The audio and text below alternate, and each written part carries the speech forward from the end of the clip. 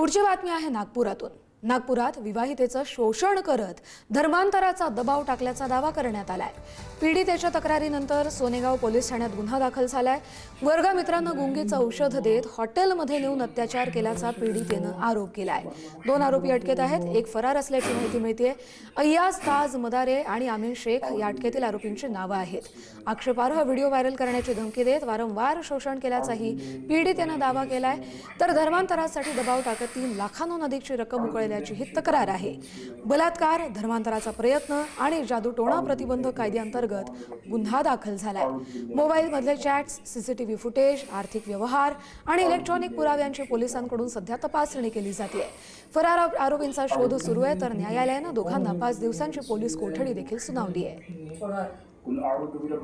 Conversion जे आहे केलं असल्याची जे आहे विक्टिम बोलते आहे आणि त्यानंतर निकाह लावल्याचं नाही का, निकाह लावल्याचं जे आहे ती त्या ठिकाणी जे आहे ते बोलते आहे। यामधला जो आरोपी, मुख्य आरोपी आणि जे पीडित आहे हे दोघेही एकमेकाशी परिचित आहेत। म्हणजे त्यांच्या बऱ्याच वर्षापासून जो आहे ते एकमेकाला परिचित आहेत। त्या ठिकाणी आपण टीम रवाना केलेली आहे। नेमकं काय त्या ठिकाणी चालते, तर त्या अनुषंगानं आपण जे आहे त्या सर्व गोष्टी ज्या आहेत तपासामध्ये व्हेरीफाय करणार आहोत। आता सध्या आपण 2 आरोपींना जे आहेत ते आपण गुन्हा दाखल करते वेळेस आपण अटक केलेला आहे आणि बाकी इतर जे काही निष्पन्न होईल या तपासामध्ये तर या सर्वांवरती जे आहे कठोर कायदेशीर कारवाई करण्यात येईल।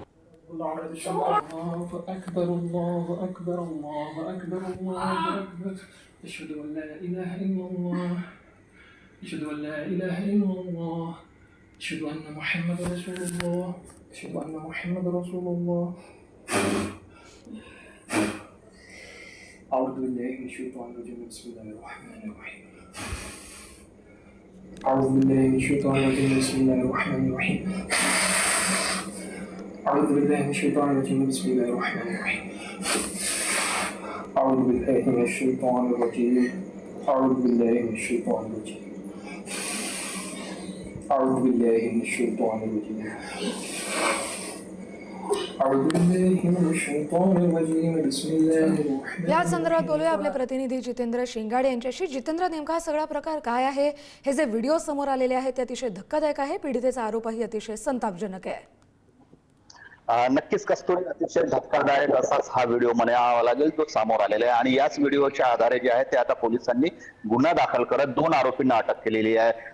ही जी पीडिता महिला आहे ही विवाहित महिला आहे, मात्र तिच्या सोबत ज्याची मैत्री होती आणि ज्यांनी अत्याचार केले किंवा त्यांच्याकडून पैसे उकळले हे फार पूर्वीपासून परिचयाचे होते आणि त्याच परिचयाचा लाभ घेतल्यानंतर या महिलेचं शोषण करण्यात आल्याची तक्रार पोलिसात दाखल करण्यात आलेली आहे। वेळोवेळी वेगवेगळ्या ठिकाणी हे अत्याचार झाल्याचं महिलेने आपल्या पोलीस तक्रारीत म्हटलेलं आहे, त्याचं नमूद केलेलं आहे। मात्र जो पहिला गुन्हा झाला होता किंवा जो शेवटचा एक गुन्हा आहे तो सोनेगाव पोलीस स्टेशन हद्दीत झाल्याचं तक्रारीत नमूद करण्यात आलं। त्यामुळे सोनेगाव पोलिसांनी या दोन्ही आरोपींना अटक केलेली आहे। त्यांच्या विरोधात विविध कलमांखाली गुन्हे दाखल केलेले आहेत। ब्लॅक मॅजिक ऍक्ट जो आहे त्याच्या अंतर्गत देखील गुन्हा दाखल करण्यात आलेला, कारण व्हिडिओमध्ये ज्या प्रकारे दिसतंय की काही धार्मिक विधी करत असल्याचं आणि तंत्रमंत्राचा सहारा घेत असल्याचं देखील दिसून येतं। त्या आधारावर हा गुन्हा दाखल करत दोन्ही आरोपींना अटक केलेली आहे आणि हा व्हिडिओ जो आहे तो मध्य प्रदेशातील एका ठिकाणाचा असल्याचं सांगण्यात येत आहे, तशी माहिती पोलिसांना दिलेली आहे। आता या आरोपींना अटक केलेली आहे, पुढील तपास करत आहेत। मात्र अजून एक जो आरोपी आहे मध्य प्रदेशातील तो फरार आहे आणि त्याच्या तपासासाठी पोलिसांनी एक पथक देखील रवाना केलेलं आहे। त्यामुळे आता 2 आरोपींना अटक केल्यानंतर त्यांना 5 दिवसाची पोलीस कोठडीही सुनावण्यात आलेली आहे। मात्र अशा प्रकारचे जे प्रकार होतात, अशा प्रकारचे धर्मांतराचे प्रकार असतील किंवा महिलांच्या लैंगिक शोषणाचे प्रकार असतील, त्यांच्या आर्थिक फसवणुकीचे प्रकार असतील, या विरोधात अशा प्रकारचे पुन्हा प्रकरण होऊ नये म्हणून कडक शिक्षा होणे देखील तेवढंच महत्वाचं आहे आणि तशी मागणी आता या माध्यमातून करण्यात येत आहे। कस्तुरी, बरं, धन्यवाद जितेंद्र दिलेल्या सगळ्या माहितीसाठी।